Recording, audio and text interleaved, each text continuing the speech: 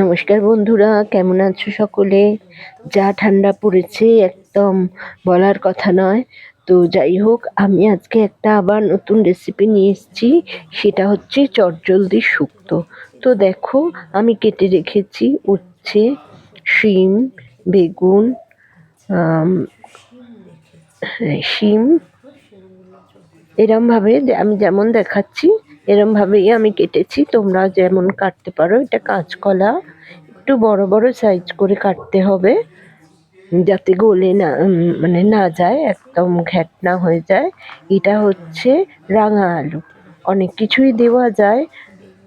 এটা হচ্ছে বেগুন, এরকম বড় বড় করে কাটতে হবে।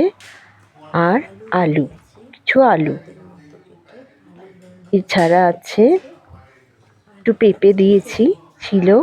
সজনে ডাঁটাও দেওয়া যায়, কিন্তু সজনে ডাঁটা পাওয়া যায়নি। আর দিয়েছি বড়ি। তো চলো এবার কি করে আমি শুক্তো রাঁধি তোমাদের দেখাই। এছাড়া যা মশলা লাগবে সেটা হচ্ছে আদা আর সর্ষে। এতে মশলা বিশেষ লাগে না, আমি যেভাবে করি। অনেকভাবেই করা যায়, তো আমি যেভাবে করি তা আমি শুধু সর্ষে আর আদা এটা দিয়ে করি। তো চলো আজকে আমি দেখাবো শুক্তো কিভাবে করি আমি। তো চলো আমি গ্যাস জ্বালিয়ে নিচ্ছি। এবার আমি বসিয়ে দেবো কড়ায় তেল দিয়ে এতে দিয়ে দেবো কিছু ফোড়ন। তো চলো, কড়ায় তেল দিয়েছি, আমার তেল গরম হয়ে গেছে। এবার এতে দেবো তেজপাতা, পাঁচ ফোড়ন, শিং, রাঁধুনি আর একটু অল্প সর্ষে দিয়ে আমি ফোড়নটা হতে দেবো।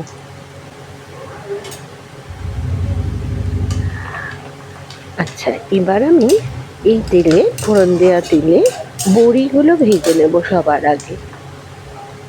তো দেখো, আমি বড়িগুলো দিয়ে ভেজে একটা পাত্রে তুলে রাখবো। এবার এতে দিয়ে দেবো আলুগুলো ভেজে আমি আবার একটা পাত্রে তুলে নেব। আচ্ছা, বেগুনগুলো ভেজে নিয়েছি, একটা পাত্রে তুলে নিয়েছি। এরপর আমি করলাগুলো ভেজে নেব। এবার কি হচ্ছে, আচ্ছা, উচ্ছে, বেগুন, আলু, বড়ি এগুলো সব আমি ভেজে তুলে নিয়েছি। এবার আমি বাকি যে আনাজগুলো আছে সেগুলো আমি, কাঁচকলা, তারপরে শিম, পেঁপে, এগুলো আমি আলাদা করে এবার একসাথে ভেজে নেব। এগুলো খুব বেশি ভাজতে হবে না, নাড়াচাড়া করে একটু হালকা ভাজা ভাজা হলেই হয়ে যাবে। আচ্ছা, এগুলো দেখো আমার ভাজা ভাজা হয়ে গেছে। এবার বাকি যেগুলো আমি ভেজে রেখেছিলাম সেগুলো সব এর সাথে মিশিয়ে দেব। দিয়ে আমি এতে কিছুটা পরিমাণ জল দিয়ে দেবো, যাতে আনাজগুলো সেদ্ধ হয়।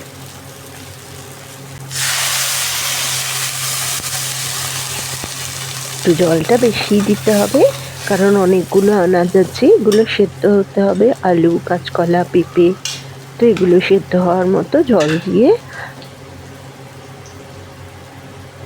এবার আমি এতে দিয়ে দেবো কিছুটা নুন। যতটা পরিমাণ আমার শুক্তোর আনাজ আছে সেই পরিমাণ আমি নুন দিয়ে দেবো। আর দিয়ে দেবো একটু মিষ্টি। শুক্তো আমার তো একটু মিষ্টি মিষ্টি ভালো লাগে। তবে হ্যাঁ, যারা মিষ্টি খাও না, আবারও বলছি, আমি মিষ্টি স্কিপ করে দেব। তো একটু হালকা করে মিষ্টি দিলাম। এতে বিশেষ কিচ্ছু মশলা লাগে না, কিন্তু খুবই ভালো খেতে হয়।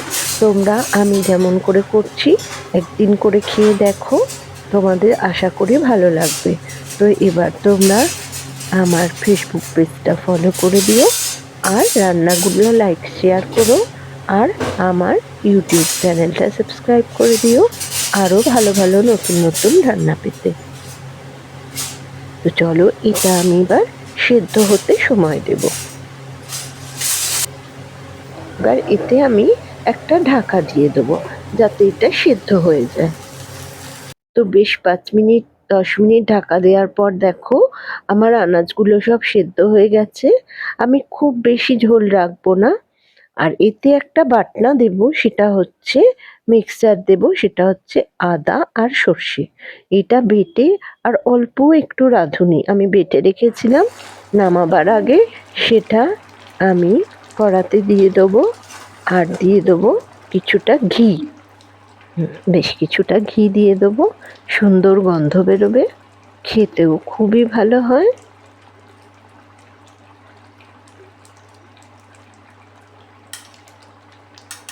তো ব্যাস, আমার শুক্তো রেডি। আর একটা মশলা দেবো, সেটা হচ্ছে আমি আগেই বলে দিচ্ছি, পাঁচফোড়ন, সর্ষে আর মৌরি একটা হালকা খোলায় ভেজে নিয়ে, হালকা করে ভেজে নিয়ে এটা গুঁড়িয়ে আমি শুক্তোর ওপর ছড়িয়ে দেবো। তো দেখো, ঘি দিয়ে আমি ভালো করে নাড়িয়ে নিলাম, নিয়ে এবার একটা পাত্রে এটা ঢেলে নেবো। আর ওই মশলাটা বানিয়ে নেবো, যেটা আমি বললাম সর্ষে, মৌরি আর পাঁচফোড়ন, এটা গুঁড়িয়ে আমি শুক্তোর ওপর ছড়িয়ে দিলাম। তো চলো, আমার শুক্তো রেডি। তোমরা করো, করে খেয়ে দেখো, আমাকে জানাও কেমন হলো।